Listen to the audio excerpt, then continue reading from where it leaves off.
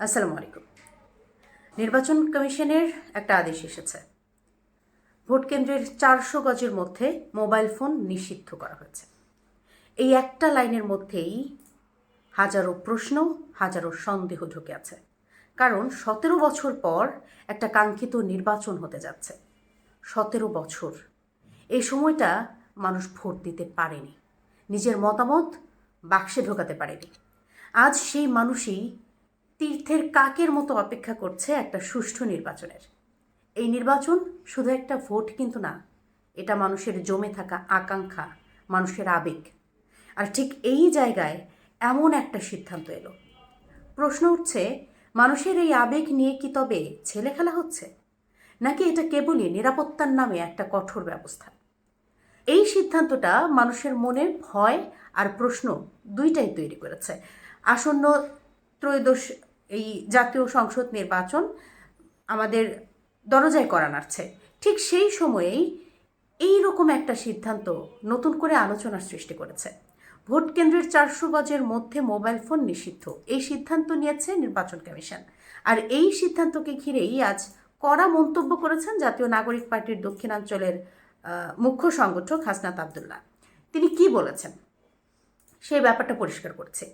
আজকে 9 ফেব্রুয়ারি সোমবার বেলা 11:30টার দিকে নিজের ভেরিফাইড ফেসবুক আইডিতে তিনি একটা পোস্ট দিয়েছেন। সেই পোস্টে তিনি লিখেছেন, ভোট কেন্দ্রের 400 গজের মধ্যে মোবাইল নিষিদ্ধ মানে কি? মানে ভোট দিতে গেলে নিজের মোবাইল আপনার ঘরে রেখে যেতে হবে।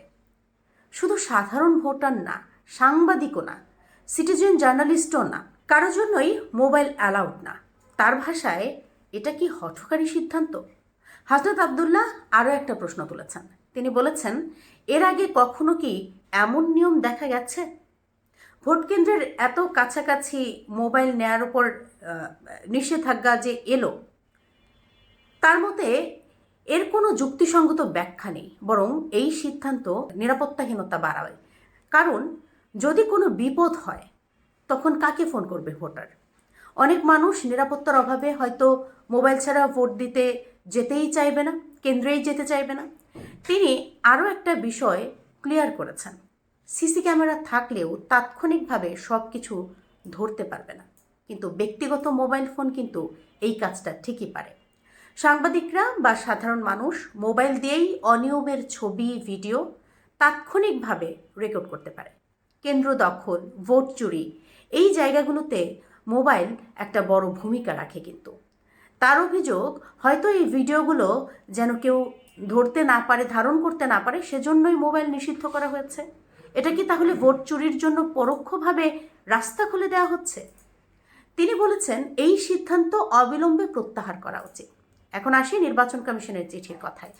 ইসি জানিয়েছে, ত্রয়োদশ জাতীয় সংসদ নির্বাচন এবং গণভোট উপলক্ষে ভোট কেন্দ্রের 400 গজের মধ্যে ফোন নিয়ে প্রবেশ নিষিদ্ধ। তবে ব্যতিক্রম রাখা হয়েছে কিছু কিছু ক্ষেত্রে। তারা হচ্ছেন presiding officer, police incharge, Ansar, VDP এবং নির্বাচন সুরক্ষা 2026 অ্যাপ ব্যবহারকারী 2 জন আনসার সদস্য।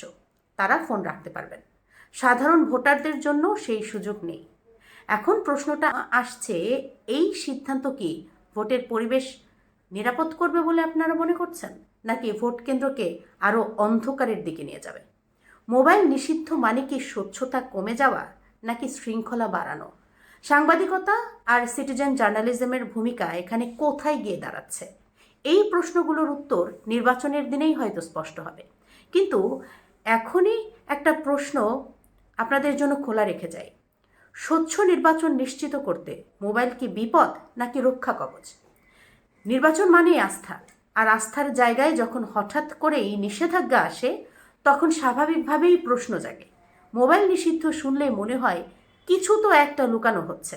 একদিক থেকে যদি আমরা দেখি, ইসির যুক্তি পুরোপুরি অযৌক্তিক আমরা নাও ধরতে পারি। সেক্ষেত্রে ভোট কেন্দ্রে ভিডিও করে ভোটারকে ভয় দেখানোর সুযোগ থাকতে পারে, ভোটের গোপনীয়তা ভাঙার একটা রিস্ক হয়তো তারা মনে করতে পারে। তাছাড়া ভুয়া ভিডিও ছড়ানোর এই ঝুঁকিগুলা আছে বলে তারা মনে করতে পারে। এই জায়গা থেকে মোবাইল নিয়ন্ত্রণের কথা ভাবা যেতেই পারে, কিন্তু সমস্যা শুরু হয় যখন নিয়ন্ত্রণটা অতিরিক্ত হয়ে যায়। 400 গজ খুব বড় একটা এরিয়া। এই পরিধির মধ্যে মোবাইল একেবারে নিষিদ্ধ মানে সাধারণ ভোটার, নারী ভোটার, বয়স্ক মানুষ সবার জন্যই একটা মানসিক চাপ তৈরি করা। আর সাংবাদিকদের ক্ষেত্রে এই সিদ্ধান্ত আরও স্পর্শকাতর, কারণ আজকের বাস্তবতায় মোবাইলই সবচেয়ে দ্রুত ডকুমেন্টেশন টুল। সিসি ক্যামেরা আছে, কিন্তু সেগুলোর ফুটেজ কার নিয়ন্ত্রণে থাকবে সেটাও কিন্তু একটা বড় প্রশ্ন। আরেকটা বিষয় যেটা আমার চোখে পড়ে সেটা হচ্ছে, যদি সত্যিই জালিয়াতি ঠেকানোই লক্ষ্য হয়, তাহলে মোবাইল নিষিদ্ধ করার বদলে মোবাইলের অপব্যবহার ঠেকানোর স্পষ্ট গাইডলাইন কিন্তু আসতে পারত। যেমন ভোট দেওয়ার সময় ভিডিও করা যাবে না, ভোটের গোপনীয়তা লঙ্ঘন না করার ঘোষণা আসতে পারত, কিন্তু অনিয়ম হলে রেকর্ড করার সুযোগ রাখা যেত। এই যে ব্যালেন্সটা কিন্তু এখানে অনুপস্থিত। সব মিলিয়ে এই খবরটা দেখে আমার যেটা মনে হয়, এটা এমন একটা সিদ্ধান্ত যেটা নেয়ার আগে জনগণের আস্থা আর সাংবাদিকতার ভূমিকা আরও গুরুত্ব দিয়ে ভাবার দরকার ছিল। এটা সরাসরি ভোট চুরির প্রমাণ নয়, কিন্তু ভোট নিয়ে সন্দেহ তৈরি হওয়ার জন্য এই একটা সিদ্ধান্ত কিন্তু যথেষ্ট। আমার শেষ প্রশ্নটা হচ্ছে, স্বচ্ছ নির্বাচন প্রমাণ করার দায়টা কার?